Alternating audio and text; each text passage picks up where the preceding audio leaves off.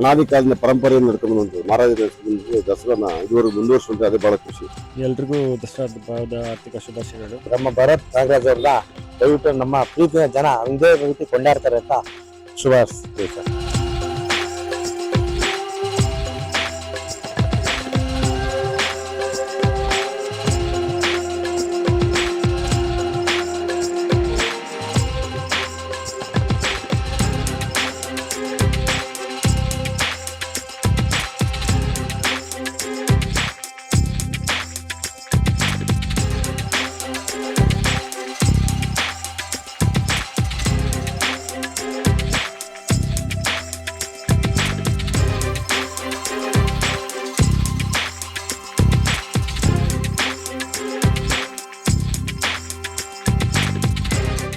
ದಸರಾ ಹಬ್ಬ ನಾಡ ಹಬ್ಬ ಸೊ ತಾವೆಲ್ಲ ಅದ್ದೂರಿಗೆ ಆಚರಣೆ ಆಗ್ತಿದೆ. ಈ ಶುಭ ಸಂದರ್ಭ ಏನು ಹೇಳ್ತೀರಾ ಸರ್? ಮೊದಲನೇದಾಗಿ ನಾಡ ಹಬ್ಬದ ನಾಡ ಜನತೆಗೆ ಹಾರ್ದಿಕ ಶುಭಾಶಯಗಳು.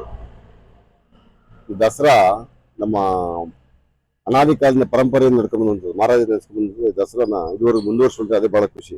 ಇವತ್ತಿನ ಪೀಳಿಗೆಗೆ ಅದನ್ನ ತೋರಿಸ್ತಾ ಇದಾರಲ್ಲ, ಹಳೆ ಹೇಗೆ ವೈಭವ ಅಂತ ಅದಂತ ಖುಷಿ. ಇದನ್ನ ಹೇಗೆ ಮುಂದುವರಿಸ್ಕೊಂಡು ಹೋಗ್ಬೇಕು ಅಂತ ಆಸೆ. ತಮ್ಮ ಕಚೇರಿಯಲ್ಲಿ ತಮ್ಮ ಇದರಲ್ಲಿ ಯಾವ ರೀತಿ ಆಚರಣೆ ಮಾಡ್ತಾರೆ? ಸೇಮ್ ಎಲ್ರಿಗೂ ನಮ್ಮ ಕೆಲಸಗಾರರಿಗೆ ಇಂಜಿನ್ ಸ್ಟಾಫ್ಗೆಲ್ಲ ಅವ್ರಿಗೆ ಬಟ್ಟೆಗಳು ಕೊಟ್ಟು ಇದು ಮಾಡ್ತಿದ್ರು. ಬೋನಸ್ ಕೊಟ್ಕೊಂಡು ನಮ್ಮ ಕೆಲಸ ಕಚೇರಿ ಇವಾಗ ಹೋಗ್ಬೇಕಿದೆ ಅಲ್ಲಿ 11:30 ಪೂಜೆ ಇದೆ.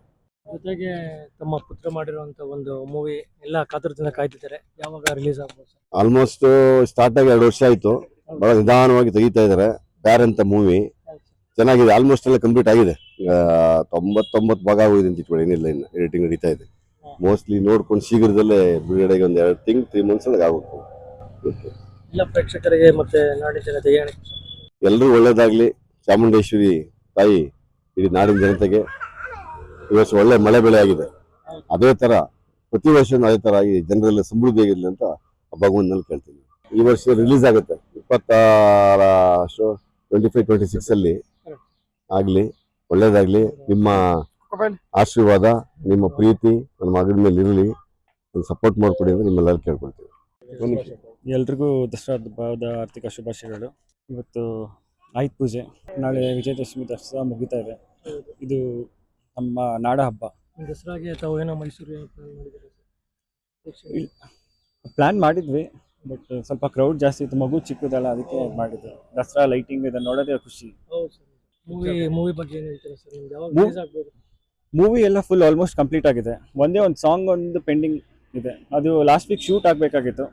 ನಮ್ಮ ಹೀರೋಯಿನ್ ಅವರು ಬಿಗ್ ಬಾಸ್ ಹೋಗಿರೋ ಕಾರಣದಿಂದ ಅದೊಂದು ಸ್ವಲ್ಪ ಪೋಸ್ಟ್ಪೋನ್ ಆಗಿದೆ. ಮಿಕ್ಕಿದ ಮೂವಿ ಎಲ್ಲ ಕಂಪ್ಲೀಟ್ ರೆಡಿ ಇದೆ. ಆಲ್ಮೋಸ್ಟ್ ಒಂದು ಫಸ್ಟ್ ಕಾಪಿ ನಾವು ನೋಡ್ಬೇಕು ಮೂವಿ ಮುಂದಿನ ತಿಂಗಳು.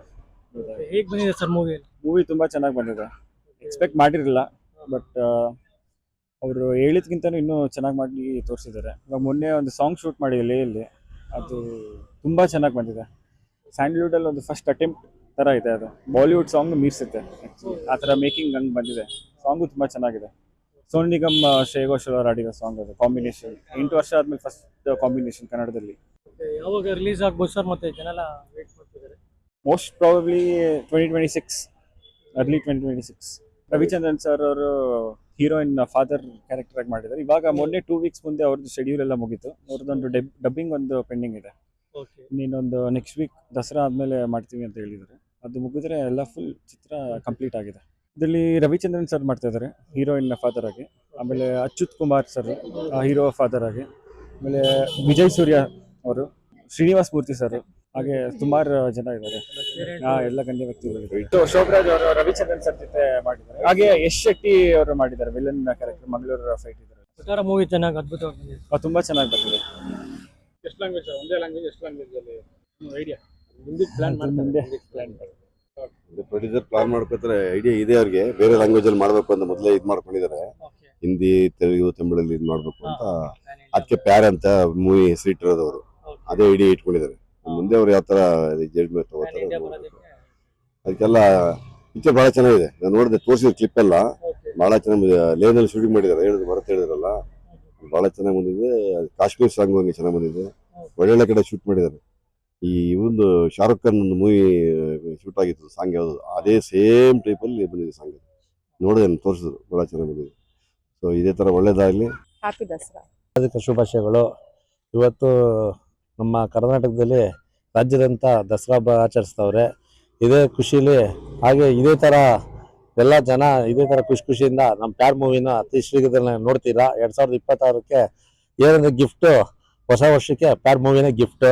ಎಲ್ಲ ಜನಗಳು ಹೆಂಗೆ ನಮ್ಮ ಹೊಸಬ್ರ ಕಲಾವಿದರು ಬೆಳೆಸ್ತಿದ್ದೀರೋ ಅದೇ ರೀತಿ ನಮ್ಮ ಭರತ್ ನಾಗರಾಜ್ ಅವ್ರನ್ನ ದಯವಿಟ್ಟು ನಮ್ಮ ಪ್ರೀತಿಯ ಜನ ಒಂದೇ ರೀತಿ ಕೊಂಡಾಡ್ತಾರೆ ಅಂತ ಶುಭಾಶಿಸ್ತೀವಿ ಸರ್.